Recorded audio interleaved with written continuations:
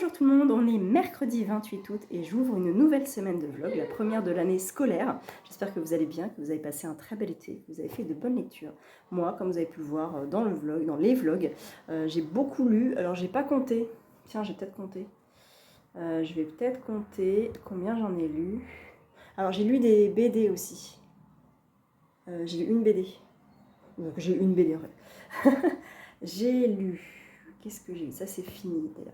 J'ai mon planning de lecture sous les yeux parce qu'il y a une bonne raison à ça, c'est que je vais vous parler d'un salon que je vais faire bientôt. Alors j'ai lu.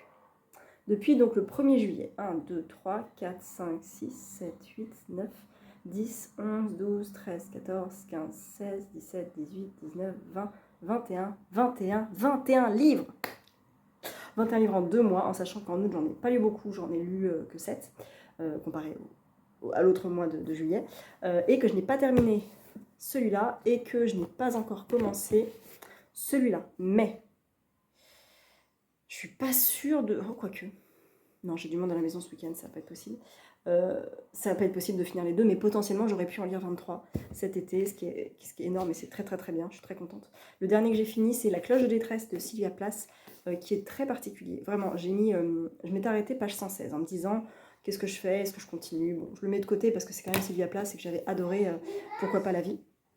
Mais l'écriture est très très particulière, c'est un peu autobiographique. On est avec Esther qui est appelée à devenir peut-être écrivaine et qui va gagner un concours, je crois, de poésie, voilà, donc elle va partir en espèce de stage à New York pour l'été, et là elle va découvrir tout le bling-bling de New York des années 50, je crois. Ouais. C'est un roman qui a été écrit en 62, il me semble, 63. Elle s'est donné la mort la même année ou l'année suivante, mais c'est vraiment très très proche. Elle s'est suicidée, et du coup ce roman-là est très particulier quand on sait son histoire à elle. Donc on est avec un espèce de New York des années 50, un peu très festif, très je me perds, et on se perd aussi dans ses pensées, donc c'était assez particulier comme ambiance. Elle passe un peu du coq à l'âne, on comprend pas bien, c'est un peu décousu, un peu brouillon, bien écrit, mais en fait c'est très comme ça. Ma lecture était complètement comme ça. Donc à la page 116, je me dis bon, je le pose, on verra plus tard, mais c'était quand même dommage de l'abandonner. Là, j'avais fini presque toutes mes lectures et j'avais un peu d'avance dans mon planning. Donc je me dis, allez, je le reprends, tant qu'à faire. Et je l'ai terminé presque d'une traite hier, en fait. Enfin, sur 2 jours, hier et avant-hier. Et il se passe un événement, je vous en ai déjà parlé dans le vlog précédent, Flowfly en a parlé aussi. Il se passe un événement révoltant. Et à partir de là, on va basculer dans une ambiance un peu différente, où on va être vraiment plus dans le psycho de l'autrice et du personnage principal. Elle va nous raconter en fait ce qui se passe dans sa tête, ce qu'elle vit. Et il y a beaucoup beaucoup d'émotions qu'elle ressent et qu'elle nous transmet. C'est particulier, on sent de la folie, on sent du désespoir, on sent de la détresse vraiment. Et on sent qu'elle peut pas y faire grand chose et qu'elle sait que ça va mal finir finalement. Et puis il se passe différents événements avec sa mère. Et enfin, j'ai vraiment du mal à en parler parce que on a du mal à résumer ce bouquin, vraiment. Donc en fait, c'est donc d'inspiration autobiographique, ce roman offre un regard intime et déchirant sur la condition féminine, la solitude et la maladie mentale. Alors oui, la maladie mentale, complètement. La condition féminine, je m'attendais vraiment à plus, en fait. Parce qu'elle dit célébrée pour son humour noir. J'aime beaucoup l'humour noir, je l'ai cherché hein, quand même. Et son portrait acéré de la société patriarcale des années 50, pareil, là j'aurais voulu en voir plus encore de la société patriarcale, parce que pour moi, ce roman était réputé pour ça, justement. Une voix féministe de la société patriarcale des années 50, c'était Sylvia Plath. Et j'ai pas vu ça, c'est pas grave. Donc voilà, c'était vraiment particulier, mais intéressant, je suis contente de l'avoir lu. Et je ne sais pas, alors elle a publié qu'un seul roman, elle a fait beaucoup de poèmes, des nouvelles aussi, j'avais essayé le jour où Mr. Prescott est mort, mais j'ai pas du tout accroché. Donc je ne sais pas si je lirai autre chose d'elle. Mais en tout cas, je suis bien contente d'avoir enfin découvert ce roman. Donc ça, c'est cool. Je disais donc que là, je suis toujours dans les éclats de Bret Easton Ellis. Je ne suis pas du tout à la fin. Il reste 400 pages. Je le continuerai à l'audio. Je vais le poursuivre en septembre. C'est pas grave. Et demain, je commence The Midnight Library de Matt Haig. Je tente le résumé. La vie de Nora va de mal en pire. À minuit, at the stroke of midnight, à minuit, sur ses derniers jours sur Terre, okay, elle est transportée dans une bibliothèque. Library, hein, c'est pas bookshop, hein, c'est library, dans une bibliothèque. Elle va donner une chance à ses regrets et elle va essayer each of the other lives she might have. Elle va essayer d'être un petit peu toutes les vies qu'elle aurait voulu être. Je ne sais pas. Which race? Ah, attendez, j'ai mon mari qui m'envoie un message. Désolée, donc je parlais de The Midnight Library. Il est plus court, bien sûr, que Jenny Colgan, puisqu'il ne fait que 288 pages. Il a écrit d'autres choses, hein, Matt Haig. Il a écrit The Comfort Book, que j'aimerais beaucoup lire en français. Reason to Stay Alive, Not on a Nervous Planet.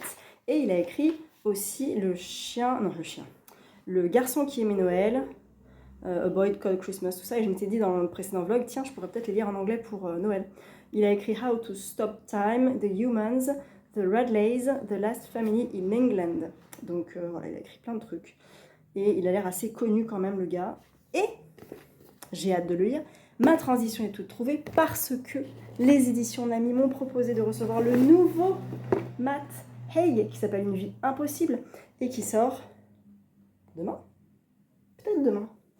Tout doit être écrit là-dedans. Alors je sais qu'il y a a priori un truc dedans. Il y a un bouquin déjà.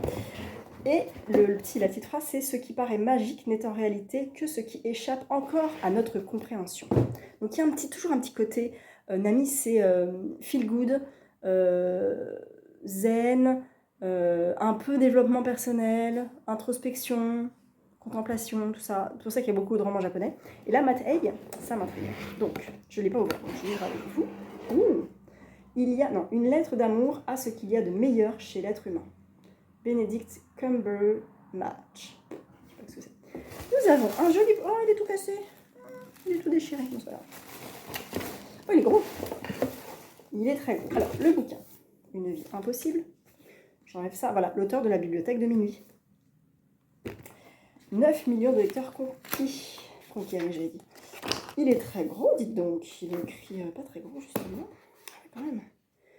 475 pages. Voilà. Je ne sais pas si je voulais le résumer. Peut-être. Professeur de mathématiques à la retraite, Grace Winters vit seule, dans son pavillon depuis le décès de son mari. Une existence ennuyeuse rythmée par ses rendez-vous chez le médecin. Alors, quand une collègue perdue de vue une quarantaine d'années auparavant lui lègue une maison à Ibiza, elle embarque pour les Baléares sans vol-retour. Des plages dorées paradisiaques aux mystérieux îlots surgissant de l'océan, Grace cherche des réponses. Pour quelle raison Christina lui a-t-elle laissé cette maison? Et pourquoi lui a-t-elle écrit qu'elle n'en avait plus pour longtemps quand sa mort semble avoir été accidentelle? Alors que ses interrogations et ses doutes grandissent, Grace découvre une histoire qui dépasse la logique, une vérité impossible qui va remettre en question tout ce que son esprit cartésien lui a inculqué. Pas mal, pas mal.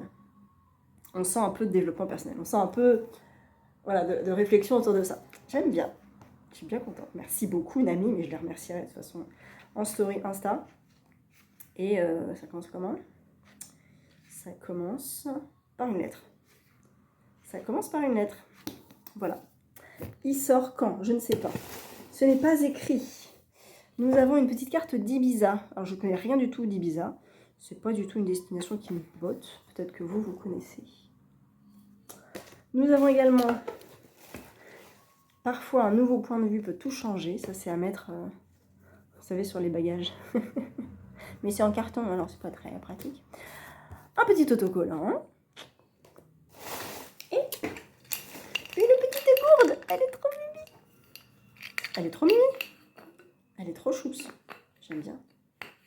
Est-ce que... Ah, elle se ferme pas bien. Elle se ferme pas bien. Ah si, c'est bon. J'adore. J'adore. Voilà. C'est cool, Nami. Merci beaucoup, beaucoup pour cette box. Ils m'ont mis un petit truc et puis ils m'ont mis aussi un petit truc comme ça pour accrocher. C'est super cool. Franchement, je suis bien contente et je suis bien motivée pour découvrir mieux Matt Haig. Donc, trop bien. Merci beaucoup, Nami. Et voilà, je ne sais pas si vous, il vous tente. Mais en tout cas, il a l'air cool et totalement dans l'esprit Nami de toute façon. J'attends, pour être tout à fait honnête avec vous, les candidatures pour être partenaire, parce que j'ai envie d'être partenaire Nami, parce que j'en ai lu 3 cette année et que j'ai pas été déçue. Et malgré Rendez-vous avec l'horloge, c'était totalement dans l'esprit Nami finalement, donc j'ai bien aimé, et ce que je n'ai pas accroché ne vient pas du livre, ça vient de mon ressenti perso à moi. Donc voilà, je vous parlais donc d'un salon. Et bien ce salon, c'est le livre sur la place à Nancy. J'y vais samedi 14, toute la journée. J'arrive je crois à 9h, je repars à 19h. Je viens de voir un peu plein les pattes, mais je m'en fiche. Parce que il y a plein de monde vraiment cool. J'ai mis les prioritaires et les non prioritaires. Je fais dans le désordre. Il y a Titiou Lecoq que je veux voir parce que je vais lui faire dédicacer Une époque en or. Cécile Coulon. Alors, j'ai mis en pas prioritaire. Je me suis noté Une bête au paradis, je ne l'ai toujours pas lu, mais c'est pas prioritaire. Donc on verra. Hélène Gestern, je veux absolument lui faire dédicacer 555 que j'avais adoré, que j'avais lu dans le prix RTL Lire, je crois, que j'avais beaucoup aimé, et je crois qu'il avait eu le prix d'ailleurs. Timothée de Fombelle. J'ai lu il y a des années Neverland, ce bouquin m'avait transporté, m'avait bouleversé. Depuis, j'ai lu Capitaine Rosalie, je l'avais vu en présentation pour le magazine Page de Capitaine Rosalie. Et j'ai envie de lui parler, j'ai envie de le remercier pour Neverland, parce que vraiment, ça a été un bouquin incroyable qui m'a retourné le cerveau. Vraiment, lisez Neverland, il est sur l'enfance. L'enfance, la prise de conscience, le fait de grandir, le fait de... Bref, c'est incroyable. Donc il est là, j'ai un peu sauté dessus, j'avoue. Rebecca Liguieri, parce qu'on m'a conseillé Il est des hommes qui se chercheront toujours, je crois. J'ai vite fait lu le résumé, ça se passe à Marseille dans les années 80, il y a une histoire de sida, de drogue, de tout ça, ça a l'air assez dur. Il y a de très bons avis, pas prioritaires, mais on verra. En sachant que ce que je veux acheter, je ne sais même pas s'ils seront en présentation sur la table en fait de l'auteur. Ça, c'est un vieux bouquin, donc je ne sais pas s'il sera en vente. Ou s'il n'y a que le nouveau. Si vous avez fait Nancy, dites-moi s'il n'y a que les nouveautés. Dans ces cas-là, je me procure les bouquins avant, parce qu'apparemment, on peut ramener ces bouquins. Alexandre Lacroix. Alors celui-là, je vais le chercher parce qu'il a écrit un bouquin sur la danse. Je suis tombée complètement par hasard. Mais c'est tellement rare les bouquins sur la danse que je suis quand même assez curieuse de savoir un petit peu ce qu'il a fait, celui-ci. Donc je cherche en même temps Alexandre Lacroix, parce que je n'ai pas le titre de son bouquin. Et comme ça, je vous dis un petit peu de quoi ça parle.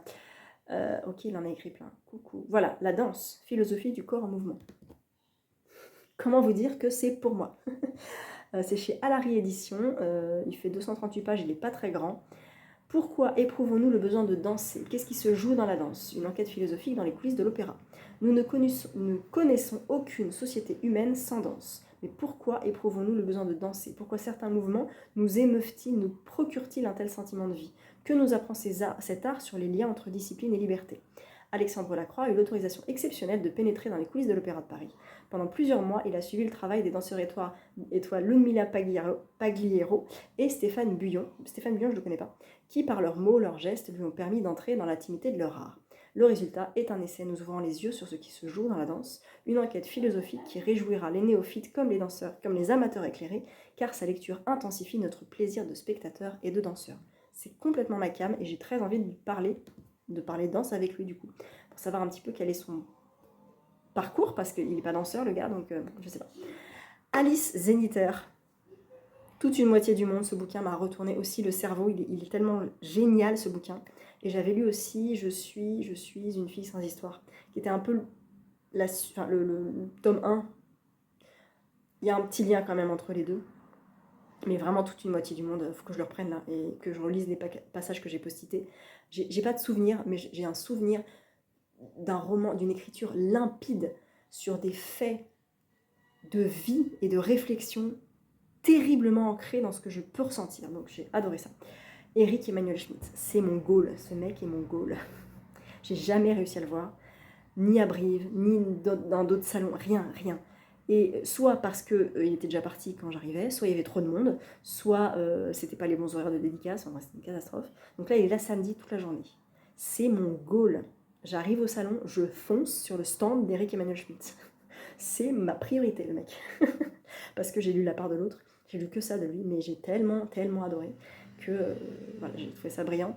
Je veux lire, il y en a un autre que Maïté adore, c'est les 7 filles de Mademoiselle Lee. Non, je confonds peut-être, non.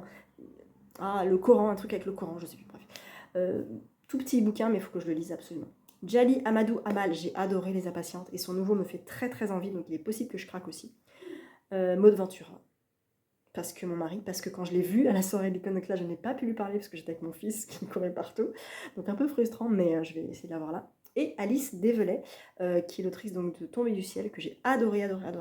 Mais elle est aussi en dédicace aux abbesses. Quand d'ailleurs Le 10 Mardi 10, je crois. Comme c'est pas très loin de chez moi, je vais essayer d'y aller. Donc soit j'y vais, et dans ces cas-là, j'ai pas besoin de l'avoir au livre sur la place, soit j'y vais pas, et je vais l'avoir au livre sur la place. Concrètement, ça fait 5, 6, 7, ça fait 8 auteurs et autrices prioritaires. Il y a 2 mecs, 3 mecs. Le reste n'est pas prioritaire. Rebecca Liberi n'est pas prioritaire, Alice Develay n'est pas prioritaire, Cécile Coulon n'est pas prioritaire. Il y a beaucoup d'autres auteurs. J'ai pas envie d'aller voir Norek, parce que son dernier ne me tente pas. J'ai pas envie d'aller voir Nicolette Beuglet, parce que son dernier, je sais pas, ou peut-être que j'achète l'Archipel des Sirènes s'il y est, parce qu'il faut que je le lise de toute façon. Il est samedi aussi, de toute manière. Et les autres, non, c'est pas Tillier, Minier, j'ai pas besoin de le voir. Il y a qui d'autre encore? Je sais plus. Amélie Nothomb, je voulais la voir, elle est là que le vendredi après-midi. J'étais dégoûtée. Mais bon, c'est pas grave, donc j'y vais le samedi après-midi. Si vous y allez, n'hésitez pas à me faire un coucou, ça me fera plaisir. Et voilà, je vous en reparlerai de toute façon. J'ai zioté aussi le Festival America. Je vais peut-être faire un petit saut quand même. C'est plus à la fin du mois de septembre, ça. C'est à Vincennes, donc ça c'est pareil, en Ile-de-France, c'est très accessible. Donc voilà, un mois de septembre bien rempli. Donc je vais m'arrêter là parce que ça fait déjà 11 minutes que je parle et je vous retrouve plus tard. On est jeudi soir et j'ai ma soirée pour moi toute seule. Pas presque toute seule parce que mon fils dort, mais mon conjoint est sorti. Donc je vais pouvoir démarrer The Midnight Library puisque j'ai donc terminé La Cloche de détresse. J'ai avancé un peu les éclats, j'ai avancé de presque 80 pages des éclats, enfin même un peu plus parce que j'avais pas calculé les pages que j'avais déjà lues, mais en tout ça fait un peu plus de 100 pages clairement. Donc il me reste 300. Moins de 300. Moins de 300. C'est toujours aussi cru et parfois un peu dérangeant, mais c'est spontané, c'est creusé, c'est ambiancé dans le genre... ça pousse vraiment le truc, on veut savoir en fait, on veut savoir. Et on veut savoir qui est ce Robert, on veut savoir ce que Brett a dans la tête, on veut savoir... En fait, on sait toutes ses pensées, mais on veut savoir où ça va. Et il y a pas mal de faux semblants, je pense, dans son cercle d'amis, et c'est ça qui devient très intéressant. Donc j'aime bien quand même si c'est particulier et que ça ne plaira pas à tout le monde. Donc je vais commencer The Midnight Library aujourd'hui, ce soir, à l'instant même où je ferme cette vidéo, parce que je suis curieuse, parce que j'ai envie. Et je voulais aussi vous dire que depuis quelques temps, j'écoute des podcasts, j'en ai parlé un peu sur Insta, un peu de développement personnel, tout ça, mais pas trop cucu. J'en écoute 2, alors le premier c'est Daphné Moreau, ça s'appelle Art de vivre, et le deuxième c'est Change ma vie, de Clotilde Dussoulier. Et en fait Clotilde Dussoulier, je la suivais déjà en 2018, donc avant d'avoir mon fils. Et j'avais trouvé ça vachement intéressant. Et puis le temps est passé, et puis j'ai arrêté, et puis il s'est passé plein de trucs et tout. Et là, quand j'ai cherché développement personnel, c'est le premier qui m'est venu en me disant c'était un peu la référence, parce que c'était celui que j'écoutais. Et c'est vrai que en ayant un enfant maintenant, je me rends compte que les podcasts développement personnel, organisation du temps, surtout organisation du temps, ne parlent pas de la même façon quand on a des enfants et quand on n'en a pas. Daphné Moreau n'a pas d'enfant et quand elle parle planification, minimalisme digital, tout ça, plein de trucs, c'est super intéressant. Outils pour mieux vivre, gagner du temps, être sûr de soi, nanana. Elle ne tient pas compte des enfants, ce qui est logique parce qu'elle n'en a pas. Et là où Clotilde Dussoulier prend en compte ses propres enfants, parce qu'elle en a 2, et donne des exemples très concrets qui font plaisir à entendre quand tu es maman, que tu n'as pas le même temps que quand tu n'as pas d'enfant. Aucun jugement, parce que c'est 2 choses complètement différentes, c'est 2 vies complètement différentes. Et je me rends compte que finalement, les personnes qui n'ont pas d'enfants ne vivent pas de la même façon que des personnes avec des enfants. Et je n'apprends rien, bien sûr. Et il y a plein de gens qui disent, quand j'aurai des enfants, de toute façon, je vais les inclure avec moi, on va sortir, il n'est pas question que je change de vie, ce qui est tout à fait honorable comme choix, ce que je peux tout à fait comprendre, effectivement. Néanmoins, quand t'es parent, quand tu deviens parent, quand tu prends ce statut-là, cette casquette supplémentaire, tu as des émotions différentes, un comportement différent, une patience différente, une gestion de ton temps différente et finalement une vie différente. Et encore une fois, sans aucun jugement, mais c'est vrai que c'est deux choses complètement différentes d'avoir des enfants et de ne pas en avoir. On ne parle pas de je peux en avoir, je peux pas en avoir. C'est un choix, peu importe. C'est pas ça le sujet. C'est juste de dire que quand tu entends des podcasts de développement personnel qui te font miroiter plein de trucs géniaux et qui te font te dire ouais mais attends, j'ai un gamin en fait, je veux pas faire ça, c'est pas possible. Et quand tu entends un podcast qui dit oui, tout ce que je vous dis c'est génial, mais le Miracle Morning, ce n'est peut-être pas possible pour vous parce que vous levez à 5h30, c'est peut-être pas possible parce que c'est peut-être l'heure à laquelle vos enfants se lèvent. Peut-être que vous avez passé une nuit horrible parce que vos enfants ont fait un cauchemar et que vous êtes levé dans la nuit, donc vous n'avez pas envie de vous lever à 5h30. Donc tout ça, je le sais, mais le fait de l'entendre, ça fait beaucoup de bien, j'avoue. Donc si vous connaissez des podcasts un peu comme ça, j'en ai découvert 2 autres. On m'a conseillé J'ai peur donc j'y vais, qui a l'air vachement bien. J'ai écouté un épisode. Et Faminimaliste aussi. C'est une jeune femme qui a 3 enfants, qui a 3 garçons, et qui est rentrée dans le minimalisme. Voilà. Et c'est très intéressant, elle donne beaucoup d'exemples aussi. Alors j'ai écouté qu'une interview d'elle sur l'autre podcast, J'ai peur donc j'y vais, je crois. Et du coup c'était intéressant. Donc ça m'a fait découvrir ce podcast-là. Et voilà, si vous avez envie d'écouter ça, si vous en avez d'autres à me recommander, n'hésitez pas, parce que je suis toujours un petit peu curieuse de tout ça. Voilà. Écoutez, c'est tout, je vais aller lire. Parce que là, il est 8h20. Concrètement, si je veux, j'ai 2 heures de lecture devant moi. C'est écrit un peu petit. Mais pas si petit que Jenny Colgan. Donc, les chapitres ont l'air assez courts. Ah oui, d'accord, il y a une introduction. Ok. Et après, c'est 19 ans après. Plus tard, 19 ans plus tard. D'accord. Et là, on a des chapitres de 2 pages. Oh, j'adore. Il y a même des chapitres de 1 page. C'est trop bien, ça va être trop cool. J'ai trop hâte. Voilà, je vous en reparle un petit peu plus tard. Je suis posée à mon bureau et j'ouvre ce livre-là et je tombe sur ça. Déjà, c'est Sylvia Plath. Je vous laisse lire si vous lisez anglais. Si vous ne lisez pas anglais, Sylvia Plath dit « Je ne peux... I never can be... Je ne pourrai jamais être tous les gens que je veux et toutes les vies que j'aimerais vivre, mais je ne pourrai jamais m'entraîner à tous les skills, enfin à toutes les épreuves que je veux, à faire tout ce que je veux. Et pourquoi je le voudrais? Je veux vivre et ressentir, alors the shades, je ne sais pas ce que c'est, mais peut-être tones and variations, donc toutes les variations mentales et physiques de l'expérience mentale et physique possible dans ma vie. Et je trouve ça hyper plaisant. Et ça rejoint totalement mon envie d'écouter des podcasts de développement personnel en ce moment. Donc ça mélange ça, Sylvia Plath, et le fait que je commence un bouquin en anglais. C'est quand même trop fort. On est lundi après-midi et je vous reprends pour vous dire que j'ai terminé The Midnight Library de Matt Haig et c'était vraiment trop cool. Pour plein de raisons. D'une part, parce que c'était bien accessible pour moi. J'ai compris 80% du livre et c'est hyper plaisant. L'histoire était très intéressante, c'était bien fait, bien construit, et ça fait réfléchir.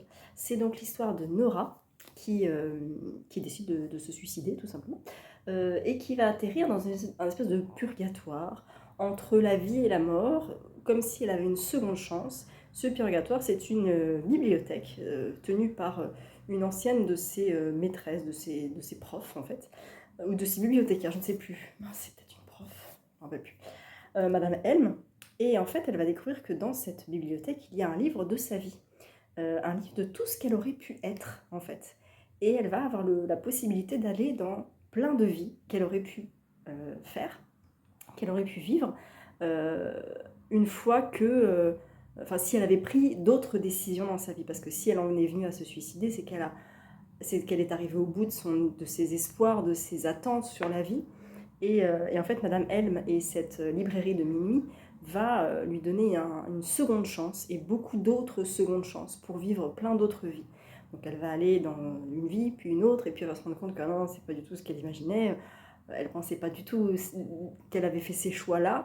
Donc c'est assez intéressant, vraiment accessible. Elle retrouve des personnages de sa vie concrète, actuelle, entre guillemets, comme s'il y avait plusieurs vies parallèles en fait qu'elle vivait. Et il y a vraiment une réflexion sur la vie, sur l'envie de vivre, sur les choix qu'on fait, sur qui on est vraiment, qu'est-ce qu'on attend vraiment de la vie.